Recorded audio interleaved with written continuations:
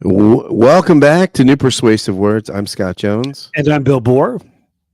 Bill, love me tender, love me true. That makes me want to turn you down a little bit there. Okay.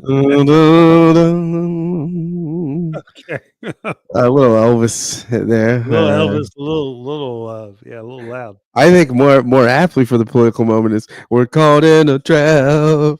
I can't walk back. Can't walk out because I love you too much, baby. Yeah. Well, at least 52% of the country is singing "I Can't Walk Out" because I love you too much, baby. Love is a battlefield. Yeah, love is a battlefield. That's true. Love hurts. Love hurts. Love stinks.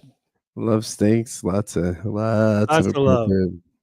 Before we jump into our topic, did you watch SNL's 50th anniversary? I did not. I've been bombarded with clips, which has been amazing. Yeah, no, I did. So I don't think I started watching until the second season. I do remember the Chevy Chase, Gerald Ford stuff. But here's a good question. Give me your top 3 or 4 SNL cast members. Oh, that's so hard. It's impossible. I don't like lists for these reasons because I think it's hard. On one level, right? Bill Murray he's probably my favorite. I think he's the second funniest. But he doesn't, I mean, that stuff though. I mean, if you were a younger person watching it, I don't think it'd be as funny. But I think when he does the ski resort lounge singer, right? I think that's some of the funniest things I've ever seen in my life. His movies are still. I think Stripes holds up. Yeah, holds up. I think he's got. Are either of you two men homosexuals? No, you mean like flaming? No, but we're willing to learn. Yes, Eddie Murphy is still hilarious. Eddie Murphy saved the show. I mean, he came in during a time where they were losing. I mean, it's interesting because also, they were talking about on NPR. Just they ran several kind of spots on Saturday Night Live, and they said one of the things that was unique is they did not go with a regular host. Right. No, and it was Albert Einstein, right? The guy, not the physicist, but the comedian, Albert Brooks. Albert Einstein. Well, his middle name is Einstein or something, right? Because he's in Benjamin's Einstein book because he has an Einstein name. So Albert Brooks was going to be the regular host because he was hot and his star was on the rise at that time. And they didn't do that. That and the inclusion of musical guests. Yeah, no, absolutely. Because sometimes you watched it just to see, the Stones live, right? Or who we're going to put out. Yeah, we still watch it, actually. We watch it on tape. We usually watch it on tape yeah, and I actually think there have been different generations have been really good. I mean, Will Ferrell, the Will Ferrell group, and then I like the Will Arnett and Jason. Cowbell. Cowbell is one of the great sketches of all time. I mean, Will Ferrell and Eddie Murphy together last night was very funny with Jason Sudeikis, which I think that my favorite Eddie Murphy skit ever was when he plays Stevie Wonder with Frank Sinatra, and he's like, Stevie, I want to do some tunes. Joe Piscopo, of course, is Frank Sinatra. Right. I want to do some tunes that the young people will enjoy. We're going to call it Frank Does Tunes That the Young People Will Enjoy. I want to do a song like the one you did with that Beatle, The Kid That Looks Like a Broad. I think you're talking about Paul McCartney. Mr. Robinson's Neighborhood. And I'm a Bill Hader fan. Bill Hader was great. Yeah. I think those guys were very good. Understated. Bill Hader kind of understated, but great. But my top 3 would be, not in particular order, Eddie Murphy, I think, is one of the funniest comedians. I mean, Richard Pryor are the funniest comedians. I think Eddie Murphy's hilarious. I think might be maybe the funniest stand-up show I've ever seen in my life. Yeah, and he did that at 21. Yeah, Bill Murray. Kate McKinnon, I think Kate McKinnon was a great impressionist. She's great. She's very funny. And then I think she did that with Hillary Clinton. That was the worst. The day after the election, when she came out and just played Leonard Cohen's Hallelujah as Hillary Clinton, that was the weirdest strangest thing. Right. And I When think people I don't was, like the left, play that. That's one of the reasons. That the utter strangeness of that. yeah, I like Daryl Hammond. I thought his Daryl impression Hannah was great. was a great Clinton. He was a great Bill Big Clinton. Big Norm Macdonald fan. Very big. Yeah, I love Norm Macdonald. So Norm yeah, Macdonald. and I just watched a clip on Facebook. It came up with Norm Macdonald. He's like, a friend of mine. They're talking about the Cosby thing, and a friend of mine says the worst part's the hypocrisy. I said, I don't even think that's close to the worst part. With the raping and the drugging and the woman waking up. And I don't think hypocrisy's high on the list. Yeah. And I love that combination of Tina Fey, Amy Poehler, Maya Rudolph. I thought those three women were hilarious and talented. They were just wonderful. Yeah. So the guy that does Trump now is actually good. He's very good. I like him a lot. Yeah, there's a couple funny people right now, but and I think the Weekend Update, Colin and Michael Che, I think they're the funniest. Next to Norm Macdonald, I think they're the best. We'll watch it and kind of fast forward to get to there because I think their writing is excellent. So 50 years, I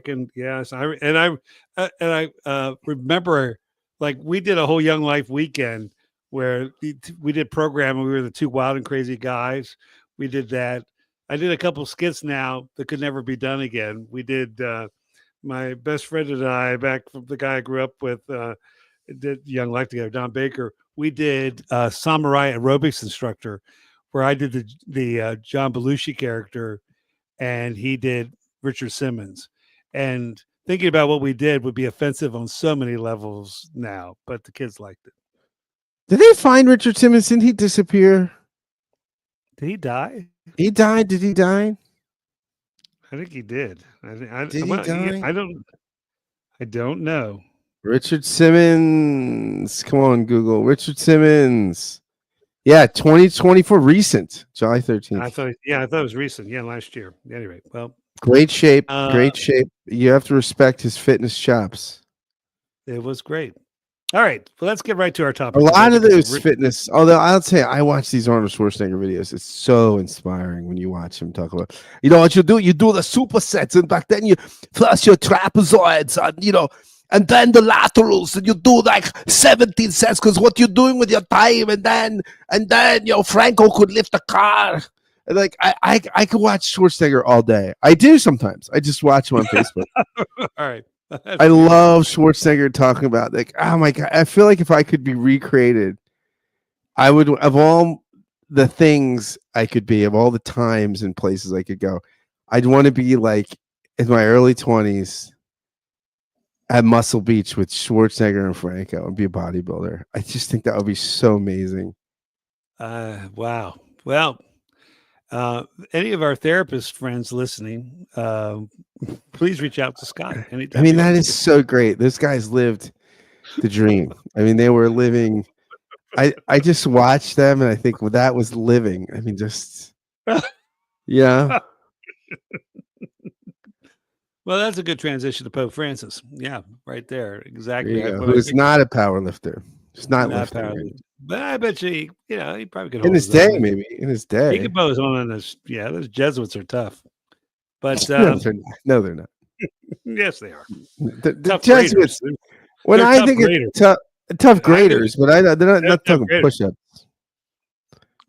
Well, okay. So you want to talk a little bit about our dear Vice President. Yeah, you're Vice President. We want to talk a little bit about. Yeah, our Vice President. Our Vice President, straight from Ohio. But anyway, our Vice President suddenly became a Catholic moral teacher last week, and we actually I got an email. I like my Catholicism without the moral teachings. Okay, Catholic Jesus looks a little gay. Okay, like he's up there, like on the cross. I gotta say, the guy's got great abs. Okay, he's got great abs, but a little gay. Yeah, I wonder. Yeah, and what about that disciple? What's up with like the disciple? Okay, like resting his head at dinner. Like if Steve Bannon tried that one time at dinner and he was gone the next week. Okay. Yeah, I don't know. I think, frankly, President Trump, you seem to be a little too obsessed about those things, but we'll leave that to another. I mean, the founding fathers, the powdered wigs, the hosiery. I mean, come on. All right, writing with feathers. They're writing with feathers. What is gayer than writing with a feather? You actually are taking that's an essence. That's a happy. That was a great. It was a great joke. Yeah, that was a great joke. Don't tell the kids. Don't tell the young people we're taking jokes from Bill. No, they're not watching it. They're not watching it. Well, anyway, so our demo. We're the funniest thing our demo listens to.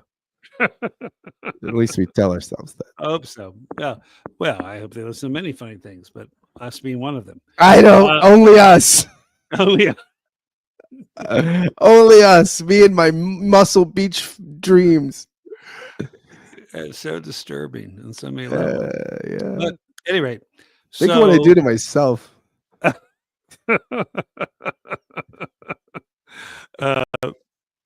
So our vice president decided that he was going to enter into the realm of Catholic moral teaching.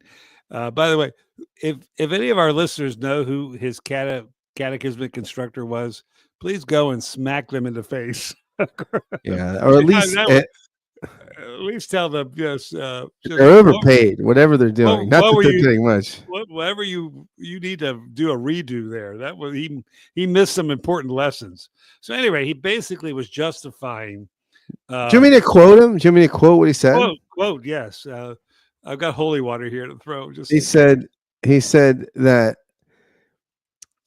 basically he was trying to summarize the Ordo Amoris. That's amore. So the order of love. And he says, you love your family, and then you love your neighbor, and then you love your community, and then you love your fellow citizens in your own country. And then after that, you can focus on and prioritize the rest of the world. A lot of the far left has completely inverted that. So yes, now we have trickle down agape. And then I like it's like, and then if you could possibly love somebody in your own country, which that's a stretch. We're all busy. Then maybe you can love some. So Sally Struthers, when she gets on those, shows you the kid with the bloated belly and the skinny legs. Turn it off. Yeah.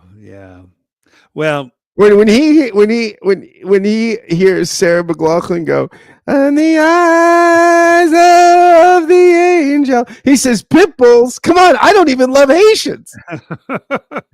Maybe Haitians are okay because they're in the hemisphere. Well. At any rate, and it should be noted that he's supporting policies that are particularly disproportionately affecting his fellow Catholics. But nonetheless, the Pope took issue with him. By the way, and we pray. By the way, it's not Saint Francis, but Pope Francis is not well tonight. So our prayers are up for him because he's been a great Pope, and we wish him a recovery. He's not a young man, and he's very ill, I think, tonight. So we wish him blessings. But anyway, Pope Francis, he was well enough to take issue with Vice-President Vance. And so he said that, that's not quite what it's about. And the idea initially comes from St. Augustine. And I would like to say that I have forgotten more of my Augustine than I'm pretty sure J.D. Vance ever read.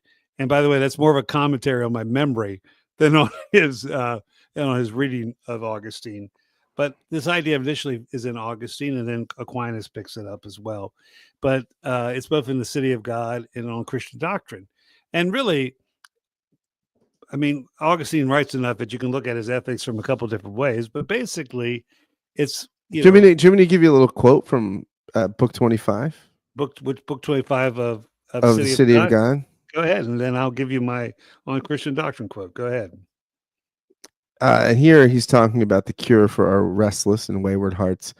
And thus beauty, which is indeed God's handiwork, but only a temporal, carnal, and lower kind of good, is not fitly loved in preference to God, the eternal, spiritual, and unchangeable good. For though it be good, it may be loved with an evil as well as with a good love. It is rightly loved when it is loved ordinately. Yeah. Evil when inordinately. But if the Creator is truly loved, that is, if he himself is loved, and not another thing in his stead, he cannot be evilly loved, for love itself is to be ordinately loved, because we do well to love that which, when we love it, makes us live well and virtuously. So it seems to me that it is a brief but true definition of virtue to say it is the order of love. Right. And he says something very similar on Christian doctrine. And this idea. I feel like I said that with a better voice than Augustine would have had. I don't know. I don't think I'm smarter than Augustine, but I think. No, I don't know. I think how many years? How many podcasts has Augustine done? Yeah, okay. But how many years did you spend studying rhetoric? I'm just saying my voice. Oh, your voice. You have a lovely voice. I'm not saying rhetorically. I'm saying my sonorous tones. Yeah, a little side helping the flu kind of gives you a little more. Gives me a little bit of a raspiness. A little raspiness to it. But basically, what that means is that, we are to love God first, right? And then our loves are to be ordered under the revelation or under that relationship. So, sin is when we either love something inordinately, meaning that we love it too much, or an inordinate love can also be a deficiency. So you can be over concerned about yourself, right? And that's an inordinate love, or you can neglect the care for yourself. That's also an inordinate love. So sin is either an excess, something's getting more love than it should, okay, or it's a deficiency. And so, Aquinas, and one other thing connected to this is where the social teaching is, Augustine taught or preached a number of sermons on the Good Samaritan, and he had a very practical response. So, who is my neighbor? Well, the neighbor is the person who's in your sphere that you have the power to help. So, and some levels, a very practical thing. I remember one time we used to take turns around the table. The kids would say prayers, and Peter was about 4 or 5, my youngest, and he said, "Dear Lord, I pray for all the people in the world." And then he started naming everybody he knew. And somewhere around the 30th name, we said, "Okay, amen, and let's go ahead and eat." So there's a sense where I think what I'm going to give Vice-President Vance some credit here in saying that his critique of liberals is that sometimes they are prioritizing in a way that is inordinate, in a way that you're saying that we care more about the people in foreign countries than we do. Do you know that Jonathan Haidt's research bears this out, that conservatives are more concerned with their next door neighbor, and liberals, when they do those moral psychological inventories that he does extensively for his research, that liberals are more concerned about injustice and suffering far away. That's actually bears out that their moral taste buds are activated or more satiated by injustice and suffering that's far away. Well, which is interesting. I mean, that's but I've spent my whole career around people who they would label as liberal, who devote their lives to caring for their communities as well. I mean, no, but this is like, I mean, of course we can anecdotally say, but no, I'm not saying anecdotally. I'm saying that the majority of people who are taking care of their communities are not calling for cuts. Well, I'm just saying the people that in his research, which is pretty exhaustive. This is his field. This is his field. I'm just saying that conservatives are quite excited about cutting things that are hurting people locally. Well, of course.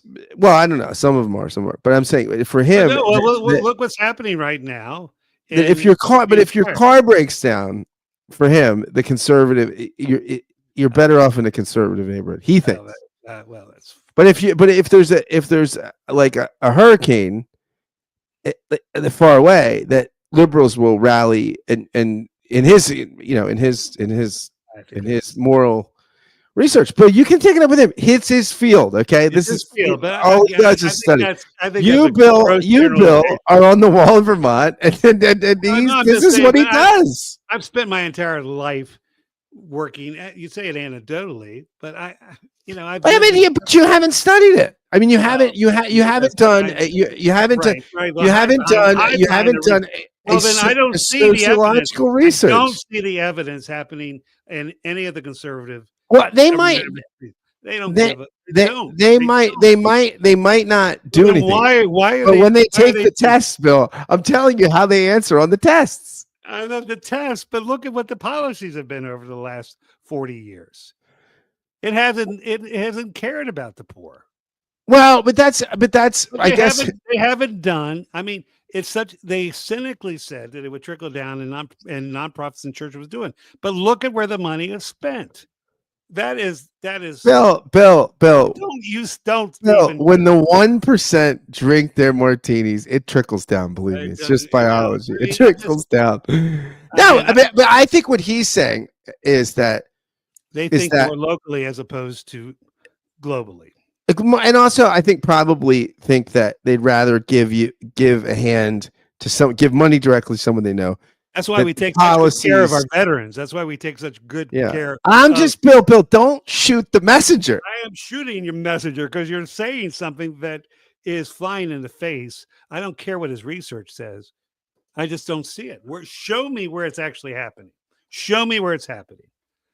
My God, we're killing children are dying now because of this administration. It is an abomination. It is an abomination. Tell me how you really and then to use the order of love to justify doing things that are going to kill children. Well, the one thing they have done is reaffirm my belief in a literal hell. Wow, you heard it here first, folks. Absolutely. I just find, the fact of the matter, again, I think the liberal capitalists under Clinton and Obama did nothing.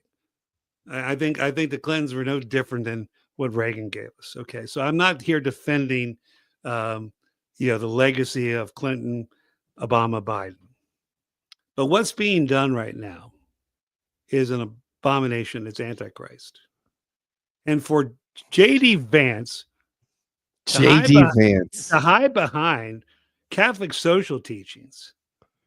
I mean, his priest should not serve him communion for that. Wow. All right. So you're saying he should be excommunicated? I think until he does penance. I mean, what he did though, in fairness, well, on what grounds? Because he's expressing an interpretation. He's justifying the murder of children. You're on fire tonight, Bill. I'm just. But okay. In what he's going to say though, and he's going to say, well, first off, I think. Well, I'm trying to defend him here. What would I say here? Let me hold on. All right, let me put up my JD Vance hat. All right. Look, I'm trying to be fair. No, be fair to him. Go ahead, defend him. I love to hear it. We got a lot of problems here at home, Bill. Well, then why are we cutting? Why are we cutting funding for veterans? Why are we cutting funding? Hillbilly Allegy, dude. Hillbilly Allegy, he's dude. A fake hillbilly. He's a fake hillbilly. He's from Ohio. Jeez. Bill Bohr is more hillbilly, my friends, than JD Vance. You heard it here first. My people have been in West Virginia since 1760. I'm not bragging either. 1760, they never got out. This is the thing with West Virginia. They can't get out. I know they couldn't get out. If you're in West Virginia for more than 10 years, it's your own damn fault. That's my view. We fought in the Revolutionary War and couldn't even speak the language. So look, one thing I think that's interesting about this is the question of who is my neighbor, right? And so I think that's an interesting question. And I think in a globalized economy where increasingly the world is flatter and with fewer and fewer borders, right? Well, at least it was. Maybe we need more borders. The question about immediacy is an interesting one, right? Because I agree with that. Because our membranes of our personhood, they're just more permeable than that. Your what you do on basic transactions and things like that affects people in ways that when Augustine or Aquinas are writing, they don't have Target where you can buy, or Walmart where you can buy t-shirts that are sewn by some political dissidents' children in China, right? I mean, if you're lucky, that's the fair trade brand. Right. No, I agree. That's you pay extra. You pay extra for those t-shirts. I agree. Right? No, it's yeah. Go. So I mean, so on one level, right? I think that when you think of something like Augustine or Aquinas today, and you're thinking about neighborliness, but then also, Bill, we could just quote the words of Jesus, who you're fond of. You're very fond of Jesus. I'm very fond of Jesus. Yes, I would be the. It's in Matthew 5, where he says, if you love, this 5:43-48, I'll just skip into the middle. If you love those who love you, what reward will you get? Are not even the tax collectors doing that? Well, the ones that were working before, they're fired now. But yeah, don't even pagans do that, Jesus says. So that's what's interesting, that so much. There's a book written years ago, I forget who the author was, but Why Leadership Demands a Pagan Ethos. And this is much in the face of Tom Holland, right? Who would say much of Christianity, much of what's good in Western culture is the Ordo Amoris, right? Is this, which I was thinking about today. You really don't find this in antiquity, right? You don't find people like Plato or Aristotle saying you should order society around like justice. You're justice, but not love. No. So that's, it's an interesting thing that in some sense, right, that sort of love the person closest to you is primal, right? I mean, that's what Jesus is. Even pagans do that, right? The people that scratch your back that's the easiest and most natural to love, right? There's something supernatural about tending to your own first. Right. No, it's part of an extension of the survival instincts, extension of the tribe. I mean, gorillas are great parents usually. So, I mean, no, I mean, it's how the species continues. Right. And it's not the interesting thing about it is it's just such a false dichotomy, right? Because we have enough wealth here to not only take care of our own poor, but to help empower the poor throughout the world in many ways. Right. We do. If we were generous, it's really interesting. I talked to a couple of people who are twilighting their foundations, and there isn't anybody in the wings. The next generations are not starting foundations. It's just not the ethic. It's there was a sense where if I a moral person, whether they're a person of faith or not, but I have an obligation to give back to my community. I even one of the things I remember when I was right out of seminary, I went to Midland, Texas, which is an interesting place in of itself. But there was this kind of throwback ethic. Someone one time said to me, "Midland's been good to me, and I want to give back to it." And it really struck me as that's the best of noble paganism, right? Do well for the polis, right? My town, my city, I have an obligation to it. And so I think that's kind of a development of the commitment to the tribe, right? I want to do well by my community. I want to support my local school. I no longer have kids there, but I'm going to go to the football games. I don't mind paying my taxes because I'm committed to the next generation of children in my community. But that's broken down, right? And again, I'm sympathetic. We have a problematic way we fund our schools in Vermont that is pricing people out of their homes. So there has to be some sense in all that. There has to be some balance and understanding. Yeah, and right. Thomas would say, right, that there's kind of the principle, the universal destination of goods. Yeah. And the common good as transcendent, right? The earth's goods, Thomas would want to say, are ultimately for all of humanity, right? So they're not for tribe, they're not just for the tribe. And the common good is something that transcends something like an absolutized nationalism or something like that, right? That the common good is transcends borders. And I think that's again, that attachment, love to what is close to you and to what is your kin or your kind. It's not bad. But neither is it transcendent. It's not. It's not a higher form of existence. It's something that we share in kind with mammals that aren't that evolved. Not evolved, and you see wonderful care in higher primates. But this, and again, I think Aquinas is taking. I mean, you see it with Eric Trump. I mean, sorry, no. I'm sure he's a wonderful father. I'm sure he is too. Yeah, but because he had the model, right? He had exactly. He had a exemplar. But no, I do think there's and Aquinas, remember, is talking. I mean, Christendom gets a bad rap, but this idea of common good is really a Christian virtue being added to the idea of how do you're serving your polis, right? Which is there's a pagan virtue there, but with Aquinas you have the addition of but there's even a higher sense of what we're supposed to do here, because we're trying to order society. We're influenced by now the fact of a Christian ethos or a Christian ethic in terms of how we are to do our society. And it was really interesting, the Holland book on the struggle. A lot of struggle in the Middle Ages was the problem of wealth and being a Christian. And it was interesting. A lot of the mendicant orders and things were reactions to that. And you can argue that in some levels, Protestantism and then the birth of capitalism kind of flies a bit in the face of that.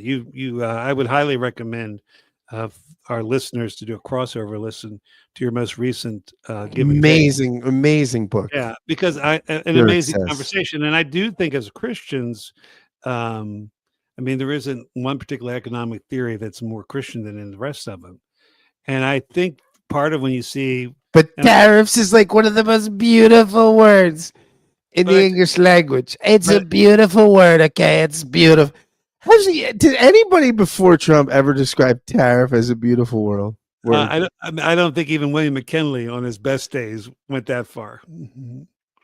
Remember when Mitt Romney said, I was severely conservative?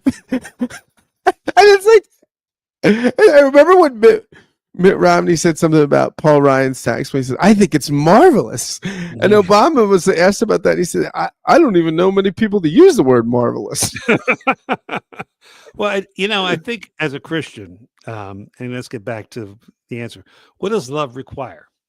What does love require me to do in terms of relationship with my immediate, with family? What does love require me to do as a father, as a grandfather, as a husband, as a neighbor, as a pastor, as a citizen of my community, of my state, of my country, and as a citizen of the world, right? In many ways, that's, what was it? I'll get this quote wrong, but Hugh San Victor says, the immature, the young man loves his country. The more mature person loves the world. So truly one who's perfect will have a home nowhere. What did William F. Buckley even say? He said, I'm as patriotic as any man. But Buckley said, my patriotism doesn't contain an ounce of nationalism. Right, because he was, and that's Buckley. I mean but Buckley was actually an authentic, consistent Catholic on that. Yeah, I mean that's a powerful statement about that the love of country is not nationalistic. His faith, again, we may not agree with his, you may support his economic theories, you may support his politics, but his faith ordered his politics. And that statement was a direct reflection of his deep, deep Christian faith.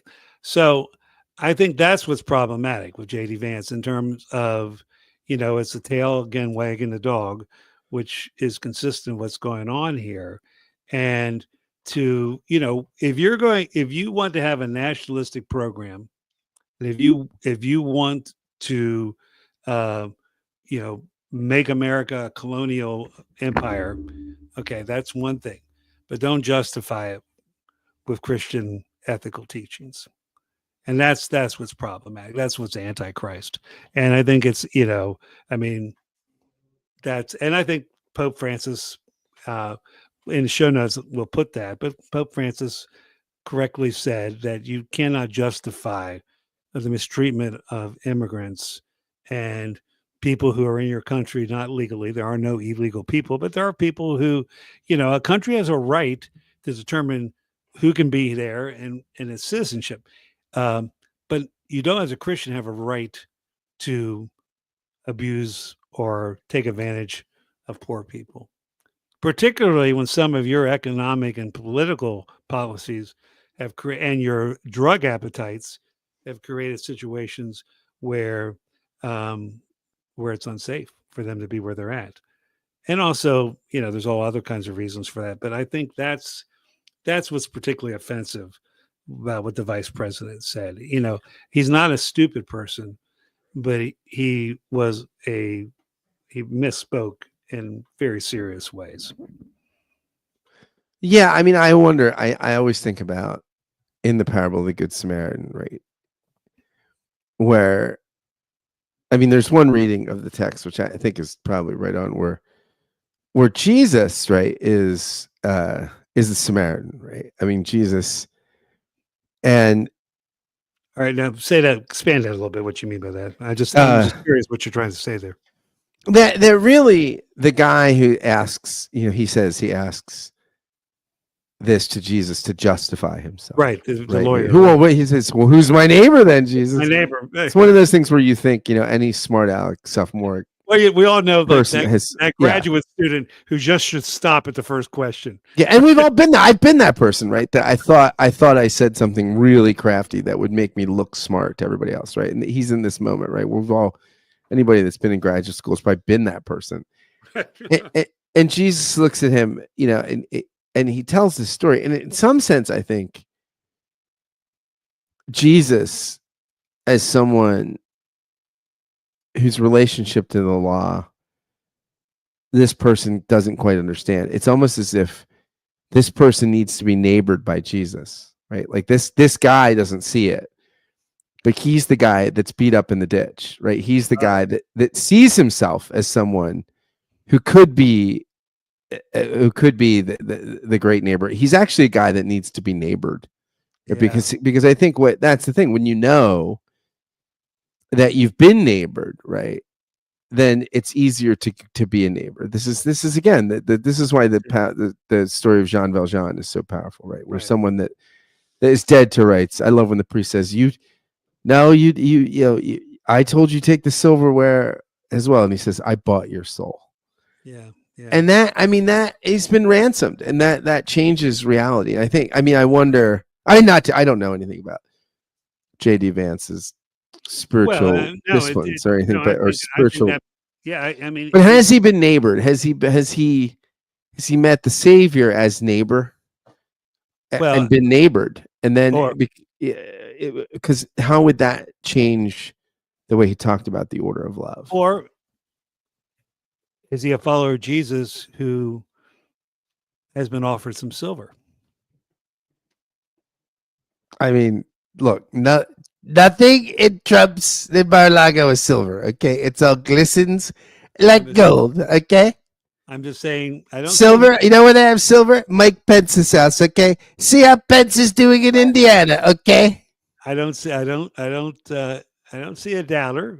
I don't see someone saying I'm going to die for you. I see someone though who for whatever he's getting from being vice president might be willing to sell. I'll tell you, what you get out of being vice president? The great thing about being vice president, that seal bill, when you squint a little bit and look at it in just the right light, right, and tilt your left eye, you tilt your head to the left a little bit, it looks an awful lot like the seal for president of the United States, doesn't it? Well, the last guy who kissed the ring for Trump almost got a noose. So I don't know, but I do think read the end of the play, my friend. I do think we're almost a couple weeks away from Lent, and I do think this feels like we'll be in Lent for 4 years. But perennial Lent. What is it? What is the Torah of Jesus? Right, the new Torah, love as I have loved. And there was a sense where, one of the things I always joked about, what would Jesus do? Because you read the Gospels. No one knew what he was going to do next. That was the thing that was so surprising about him, because he his loving in a ordinate way didn't look the same for everybody, right? I mean, it was kind of like sometimes he seemed like, oh my gosh, he's just letting anything go. And then sometimes he was pretty rough on people. But what the thing about it is he loved he loved in a way that took people seriously and tried to meet them and give them what they needed. And what they needed to respond to the love of God. And I do think this idea of how do we order our loves? Well, this is where love is Jesus loved. That's Augustine talks. There's this great quote. I was going to quote it 2 podcasts ago, I think. I forgot. Albert Schweitzer concludes The Quest of the Historical Jesus. Still, for my money, the best book on the topic. He says he comes. What's that? You really think that's the best book on the topic? Yes. Oh, absolutely. I think if you were going to, if you were going to, yeah. I'm just curious. That's all right. Yeah. So I don't think the Schweitzer thesis has been yet. Well, I do think the world would be better if a lot of New Testament, if the Jesus Project people would have all gone to Africa as doctors. Yeah. I mean, that would have been. I think Jesus is the apocalyptic prophet has basically won the day. I mean, everybody's in light of Schweitzer. We know a little bit more with them. We know a lot more with them than he did. But go ahead. Yeah. All right. He says at the end of that book, he says he comes to us as one unknown, without a name, as of old by the lakeside. He came to those men who knew him not. He speaks to us the same words. Follow thou me, and sets us to the tasks which he has to fulfill for our time. He commands, and to those who obey him, whether they be wise or simple, he will reveal himself in the toils, the conflicts, the sufferings which they shall pass through in his fellowship. And as an ineffable mystery, they shall learn in their own experience who he is. And I would but what all that's initiated is with the divine love. Yeah, absolutely. And I think to use Augustine as a weapon to justify doing great harm to vulnerable people, that's very problematic. We'll just leave it at that. You heard it here first, folks. And as we say each week, the beat goes on. Beat goes on.